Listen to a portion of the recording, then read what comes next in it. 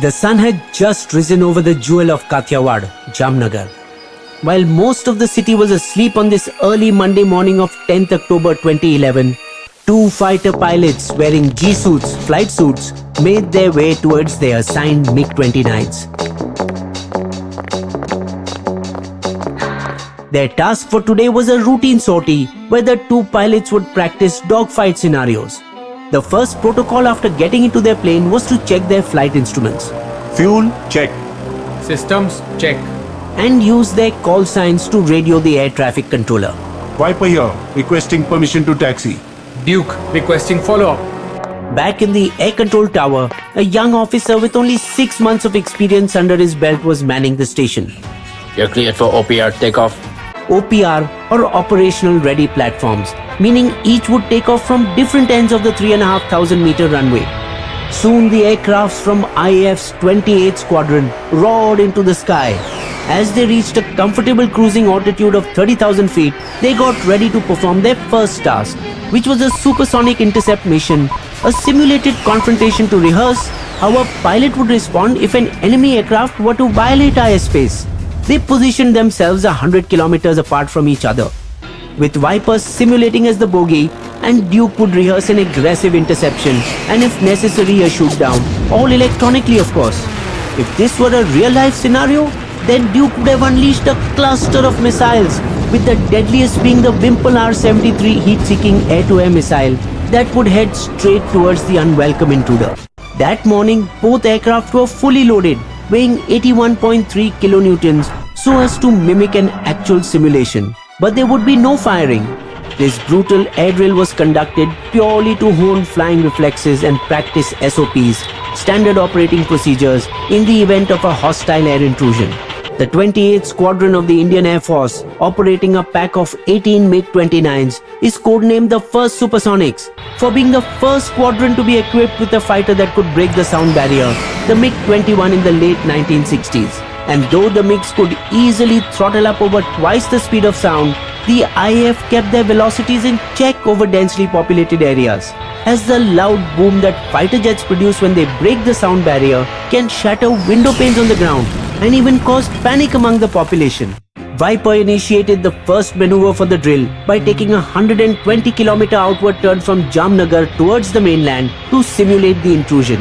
As he pulled up, the aircraft positioned head-on with the sun, which flooded the cockpit with blinding light. The pilot then adjusted his oxygen mask and pulled down the tinted visor to protect his eyes, in ready position for the maneuver. Suddenly, his aircraft's HUD, heads-up display, a pane of glass on the aircraft's dashboard, which superimposes instrument readings and mission data into the pilot's viewpoint, flickered and blanked out. A fraction of a second later, Viper spotted the cause for the blank HUD. It was a tiny spark that had the beginnings of a small fire. But it could also be that a classic case of hypoxia was messing with the pilot's mind. Lack of oxygen is known to lead to hallucinations. So at first, Viper thought that someone had just lit a matchstick and offered him a cigarette. But no, while the fire looked like a matchstick flame about the size of an index finger, it was escalating quickly, ominously filling the cockpit with thick black smoke.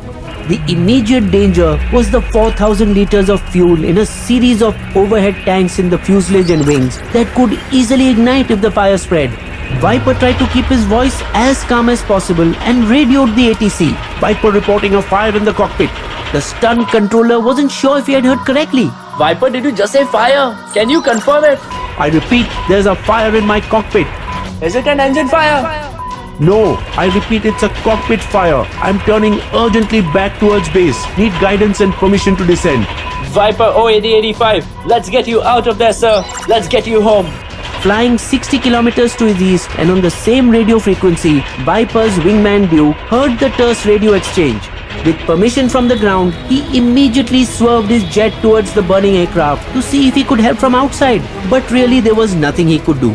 The first thing Viper did was check his oxygen supply. Luckily he could breathe and the oxygen was stable.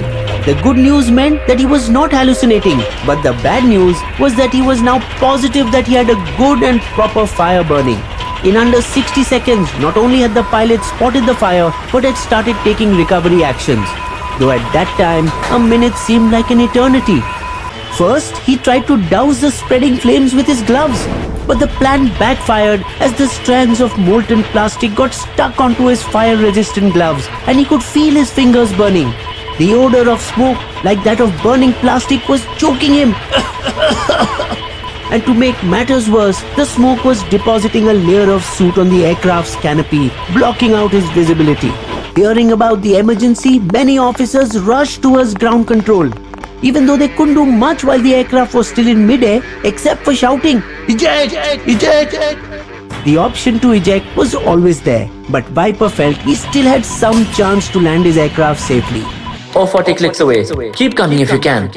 With constant guidance from the tower, he flew towards base, maintaining a low altitude of 1,000 feet. But the flight map indicated a more prominent danger ahead of him in a matter of minutes. A danger that no pilot in the history of the IAF had ever faced. Bang in his path lay Reliance's massive oil refinery, which is a strictly no-fly zone. No aircraft was allowed to fly within a 2-kilometer radius. And yet, here he was, flying at less than a third of a kilometer, flying a burning MiG armed with deadly missiles and laden with petrol, making its way at breakneck speed towards the giant facility. What would happen if the MiG were to crash into India's biggest refinery? He would die for sure, but he would crash the country's entire economy along with him. So in a desperate bid to gain height, Viper dumped fuel to lighten the aircraft and tried to gain altitude. Viper's wingman, Duke, radioed the beleaguered pilot. Come on, Viper. You can't just crash here. Potabhai would be very angry with us. As the MiG gained altitude, Viper reduced speed to lessen its boom and went into a barrel roll with its belly up in order to gain height and avoid crashing into the refinery. But this also meant putting the balance of his burning aircraft in jeopardy. If he did handle the roll well, he would end up doing the very thing he wanted to avoid, crash. But in a matter of just 15 seconds, the danger passed as the refinery was left behind and he corrected the aircraft. Viper could see the ATC tower now and expertly guided his burning aircraft with help from ground control and landed without incident. Coming out shaken but not stirred. Later, when the Air Force called the refinery to check, Was there any damage caused by the aircraft's boom? Nothing, other than heavy winds today. Viper's story is a real-life incident of Wing Commander Ajit Bhaskar Vasane, a graduate of the 103rd course of the National Defence Academy, who went on to win a Shaurya Chakra the following year for safely landing this very flight during a supersonic practice intercept mission. The citation award read, With exceptional presence of mind and courage, he avoided flying over petrochemical installations in the vicinity of the airfield, even though this prolonged fight endangered his personal life. He was lucky that his MiG landed. These very MiGs, both the 21s and the 29s, have been responsible for 400 plus incidents and 295 crashes since 1963, resulting in the death of over 200 IAF pilots and more than 60 civilians, leading it to be dubbed flying coffins and widowmaker by the media and even by some members of the Air Force for its crash frequency. But after the sixth aircraft crashed within 19 months on May 8, 2023, killing 2 IAF pilots, the whole fleet was grounded for technical checks. Amir Khan also highlighted this in his hit movie Rang De Basanti, of how a close college gang came to terms with life when one of their mates, an IAF pilot, died in a faulty MiG during a routine training exercise. Though military aviation is inherently dangerous as machines are often stretched to their limits, this kind of crash rate is alarming. The 872 MiG-21s were India's first supersonic fighters bought from the then Soviet Union in 1963 as a counter to Pakistan's F-104s bought from the US. They served us well in the wars of 1965 and 1971 and were due to be phased out in the 1980s when newer models of the MiG were bought, the MiG-29s. These MiG-29s helped India immensely in the 1999 Kargil war because they could deploy medium to long-range BVR missiles, preventing Pakistani F-16s from providing support to its ground forces in Kargil. In the mid-1980s, HAL, Hindustan Aeronautics Limited, was entrusted with designing and producing India's new fleet of fighters. The Russian Sukhois, the Su-30 MKIs developed by them under license, has been a big success. and the IAF's 250 plus Sukhois are expected to form the backbone of its air force in the 2020s and beyond. The Sukhois played a stellar role in repulsing Pakistan's planned Feb 2019 attack on Nowshera in the 16th Corps headquarters in response to India's Balakot strike. When Wing Commander Abhinandan chased retreating Pakistani F-16s all the way back into their territory. But HAL's failure to produce indigenous aircraft over the last few decades means the IAF is still flying planes made in the 1980s, including the MiG-21 Bisons, MiG-29s, Mirage 2000 and Sepicat Jaguars, which are continually being upgraded for combat readiness. For example, with a Zook M Plus Doppler electronically scanned array radar that can attack 10 targets and engage 4 at once. The partial glass cockpit is now HOTAS, hands-on throttle and stick capable, with a French navigation system and new video recorders and map generators. What has improved is avionics and armament. However, the engine remains the same, making it essentially still a 35-year-old product. It's like taking a souped-up 1960s Ford T model car to an F1 race.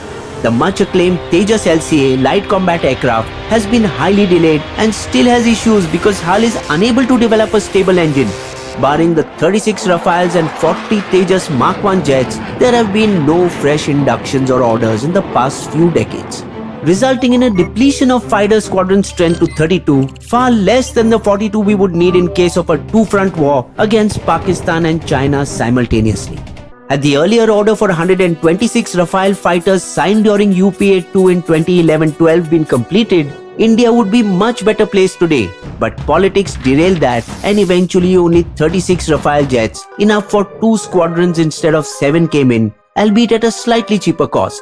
When Prime Minister Modi was French President Emmanuel Macron's chief guest at Bastille Day in July 2023, he was expected to remedy the situation by placing a further order of 26 Rafale Marine fighter jets, but he didn't. Though just a month earlier during his June 2023 trip to the US, GE confirmed that they will produce the F414 engines with 80% technology transfer jointly with HAL, enabling it to overcome its biggest stumbling block of a dependable engine by which India can replace its 83 MiG-21 Bisons with the Tejas LCA Mark 1A within the next 3 years. Not only Bisons, other aging squadrons of Jaguars, Mirages and MiG-29s would also need to be retired soon thereafter. The other extremely accident-prone military aircraft are the ALH, Advanced Light Helicopters Dhruv, Rudras, Cheetah and Chetak, where on a misty morning on December 8, 2021 in the mountains of Kunur, Chief of Defence Staff General Rawat and his wife became the most prominent victims of the over 200 crashes in the last 30 years that claimed 297 lives in non-military situations. And while Augusta Westland helicopters were bought for VVIP movement, on which we did a story earlier, the ALH, often used in search and rescue missions like for the hunt of our Jawans in the AN-32 crash in Arunachal, must see that incredible story on Bisbo. They are also crucial for supply chain to forward bases where larger planes cannot reach. But because of the chopper's unreliability, they are increasingly being replaced by mules for last mile delivery. This is the next area where attention must be paid. India's brave and capable fighter pilots need aircraft that can support them, and our flying coffins must be buried forever. Bisbo's limerick. The MiG fighter jets are now past their prime. All our pilots who died, what was their crime? Flying aging machines fighting above their means, we need an effective deterrent at wartime. You will also find these sources listed in our video description section.